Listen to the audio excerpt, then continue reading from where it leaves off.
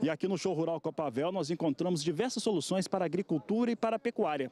Nós vamos conhecer agora um trigo para pastejo indicado na região sul do país. Para falar sobre esse assunto eu vou conversar com Ederson Hens, ele que é da Biotrigo, e fala um pouco a respeito desse assunto. Ederson, nós já temos visto, já temos tendo algumas variedades que são aplicáveis de trigo para o pastejo, para o gado. Qual que é a novidade nessa variedade que está sendo apresentada aqui pela Biotrigo no Show Rural Copavel? Olá, Fabiano. O que nós estamos mostrando para os produtores aqui é uma cultivar nova de trigo exclusiva para pastejo. O qual que ela vem, o interessante é que eu consigo aproveitar uma janela de entre-safra, e nós temos que entender bem a nossa entre-safra. Nossa entre-safra é no outono, daqui para frente, quando as nossas pastagens de verão estão indo e as pastagens de inverno não estão formadas ainda. Aí eu consigo implementar essa cultivar em meados de março. E eu consigo em 45 dias, ou seja, final de abril ou meados de abril, já consigo entrar com ela e dando o primeiro pastejo. E o que mais interessante é que eu consigo voltar em 21 dias com a mesma produção de massa ou de matéria seca que eu tive no primeiro pastejo. E assim, subsequentemente, eu consigo fazer em torno de 6 pastejos, trabalhando em piquetes rotacionados, vamos pensar assim. Se eu trabalhasse um pouco com piquetes ou com pastejo contínuo, a gente consegue trabalhar com uma carga animal de 1.500 a 2.000 kg de peso vivo por hectare.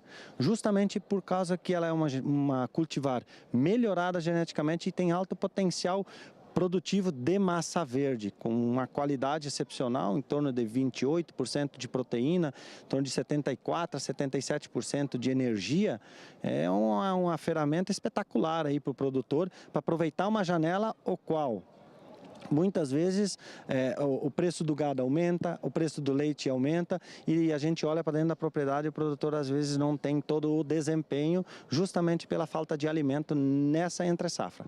Ederson, produtor rural, o pecuarista, principalmente no Rio Grande do Sul, ele conhece o trigo, né, e sabe como que o trigo para a alimentação animal, para a nutrição animal. Qual que é a diferença de um trigo para pastejo? Estou falando na questão nutricional, estou falando também na característica de planta para um trigo padrão. Como é que você classifica? Como é que você diferencia um do outro?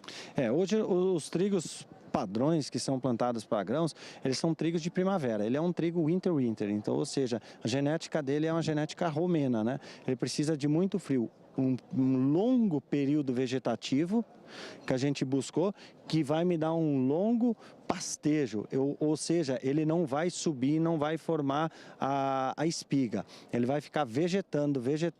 Essa vegetação, que seriam essas folhas que estão aqui, isso sim que é qualidade. Então eu consigo fazer com que ele vá já em julho, agosto, setembro, adiante ainda, vegetando e dando qualidade de foragem, né? Tá, e exatamente essa folha mais alta que nós estamos acompanhando aqui, que nessa simulação, uma simulação de piquete que nós temos aqui no stand, Ederson, aqui seria o de entrada. Explica para nós aqui esse processo, entrada que nós temos aqui, ali nós temos um corte numa determinada data e mais para frente nós também temos outro. Como é que funciona? O bom é a gente identificar o ponto de entrada do animal. Então, o trigo, principalmente em torno de 20 a 25 centímetros de altura, seria o ponto ideal de entrada. O que acontece se eu entrar em 30%, 35%? Ele não vai crescer mais que isso. O produtor está perdendo dinheiro ou está deixando o tempo passar com a volta. Então, isso é um ponto importante, é nós identificarmos a entrada. A entrada com 25 centímetros. Aqui nós fizemos uma simulação de corte, o qual ele está 7 dias cortado. E um pouco mais à frente a gente tem uma outra simulação de corte, que seria o terceiro corte, que ele está cortado faz 3 dias atrás que ele foi cortado. Aqui nós estamos acompanhando, né, a nossa imagem está mostrando o corte em 7 dias, né? Então há 7 dias tivemos esse corte, simulação de piquete, pessoal que está acompanhando a reportagem aqui no canal do Boi, e aqui você vê que ela já tem uma recuperação. Como é que funcionou esse processo aqui? Qual que é a exigência de água, por exemplo, de solo que ela tem para chegar 7 dias após o corte a esse nível, Ed? Hoje, para nós expressarmos o máximo potencial potencial genético que a cultivar traz, nós precisamos sim colocá-la em solos de média a alta fertilidade, fazer uma boa adubação de base e sim a gente tem que fazer uma adubação de manutenção, uma adubação de cobertura, tanto em nitrogênio quanto em potássio, para ela responder mesmo, porque a extração é muito alta. Hoje nós estamos falando de uma produção de 95 kg de matéria seca por hectare dia. Essa é a produção dela, que ela produz durante o dia. Então é um material aí para tirar todo esse potencial, nós precisamos sim trabalhar com solos bons, de média alta e com uma adubação boa também. Tá certo, Éder, para encerrar aqui no primeiro piquete aqui dessa simulação que nós estamos acompanhando, o trigo cortado há 3 dias. Nós já vimos ali a marca de corte, o quanto que ele cresceu, né? Isso também graças a essa situação que você explicou aqui no canal do Boi. E aqui em quanto tempo, né, depois que eu vou ter condições de voltar? Que é 3 dias o gado saiu daqui.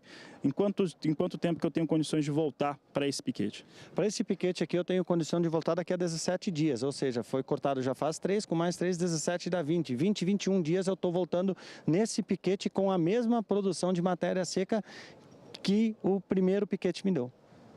Tá certo, então, Éder, eu quero agradecer a sua participação aqui no canal do Boi. Obrigado por participar conosco. Obrigado, Fabiano.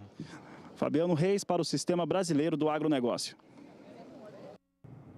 Gravei na última semana, durante o Show Rural Copavel, ali conhecendo um pouco dos lançamentos. Aliás, nós vamos trazer durante essa semana uma reportagem que mostra alguns lançamentos de diversas empresas e que são voltados para o agronegócio e também para outras finalidades industriais e comerciais, mas que estavam presentes em Cascavel.